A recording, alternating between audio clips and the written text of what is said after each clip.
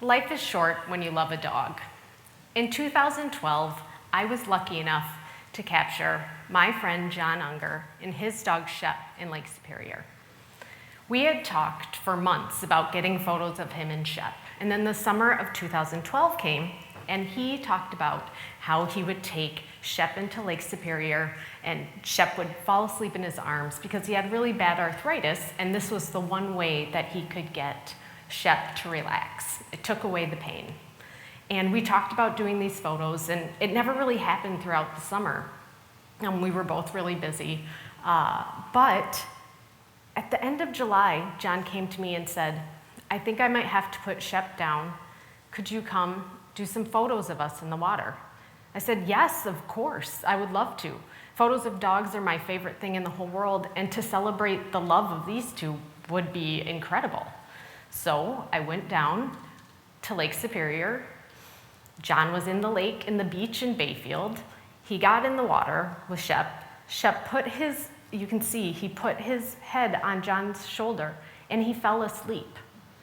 It was the most beautiful thing I'd ever witnessed. I only did photos for about 5 minutes, but I couldn't believe what I'd captured. I went home. I did my usual thing of posting a sneak peek on Facebook, because that's what I do for my business. I had no idea what was going to happen. I had no idea that my life would be changed forever, and those around me, their lives would be changed forever. I woke up the next morning. We were all over the internet. There were thousands of shares of my photo. There were thousands of comments, people saying I've captured love, and incredible, incredible feedback. Soon we were all over the world. We were on St. Paul Pioneer Press, the Huffington Post, the Today Show, Good Morning America, newspapers in Moscow, in London. It was crazy. I was feeling a little overwhelmed by the attention. For about 2 months, my voicemail would fill up 5 or 6 times a day. My phone was ringing off the hook. People were coming to my house in Bayfield, which, by the way, is about 4 hours north of Minneapolis, 8 hours north of Chicago, to find me, to thank me for capturing love. But the other thing they were doing is opening up the door without knocking and walking to my kitchen. And I was very thankful so much for coming to thank me, but there's a little bit of a personal space issue there, especially when I'm trying to wash the dishes and my chihuahua is barking at them and I'm mortified. So, it was a little overwhelming to say the least. The other part of it was I was getting a little bit of negative feedback from people as well. People were feeling free to go on my Facebook page, which I use for my marketing for my photography business, and critiquing people in my photos, especially young women. And I do a lot of senior portraits, I did at the time, and they felt like they could say whatever they wanted about the person. It was a little bit awkward dealing with that. The other thing was they were telling me I was keeping this dog alive for my own benefit, which couldn't have been further from the truth. So I started feeling really sucked into that negativity. And I made a consistent effort and a very specific effort to start focusing on the positives. I wanted to see what the positive feedback was. I discovered I was in this incredible movement of love. I started seeing people's interactions on Facebook about this photo.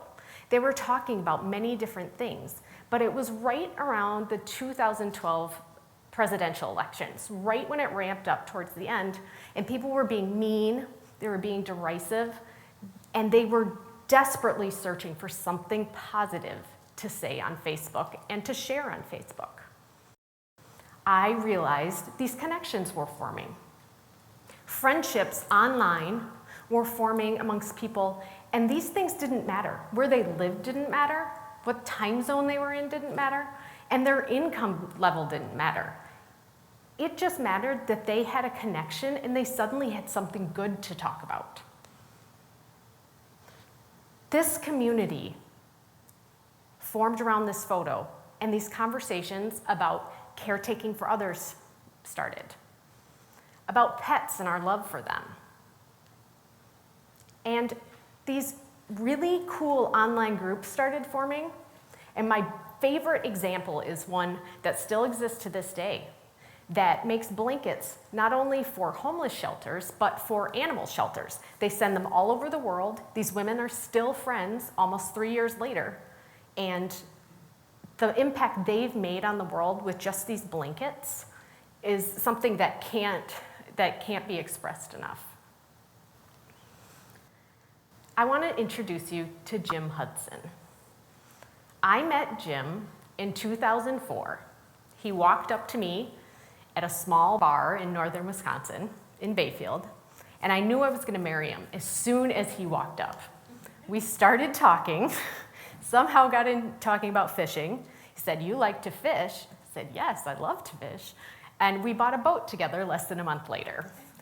That really proved to me that he and I had the same outlook on life, that life is short, live it to the fullest. We built our businesses together. We pursued our dreams together.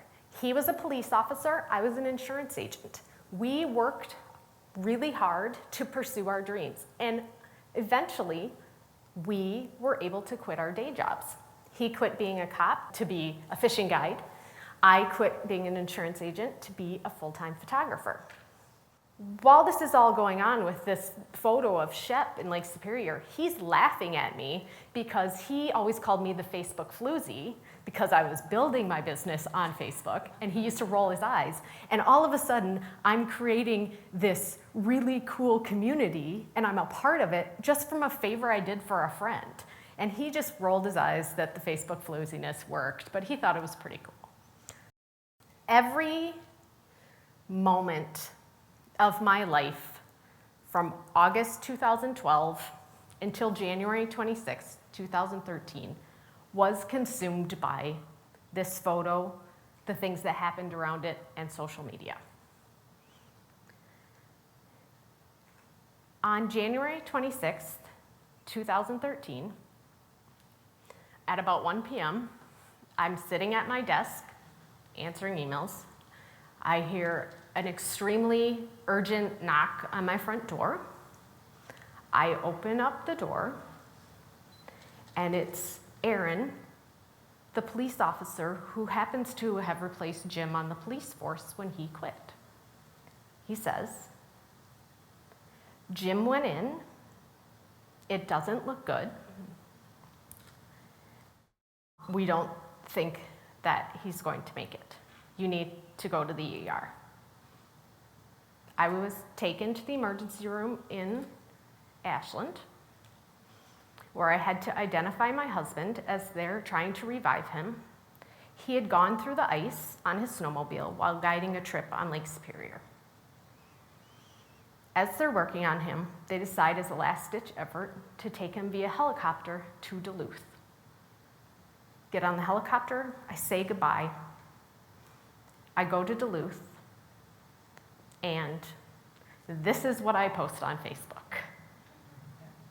I reached out to my social network and said, "F you ice fishing." And suddenly, I was taken care of. I realized the power of the virtual community. I had thousands of photos of dogs were posted on my Facebook page of all things, and I tried to figure out a way to get them up on here, but there were so many good ones, I couldn't do it. I was held up by people. There were fundraisers.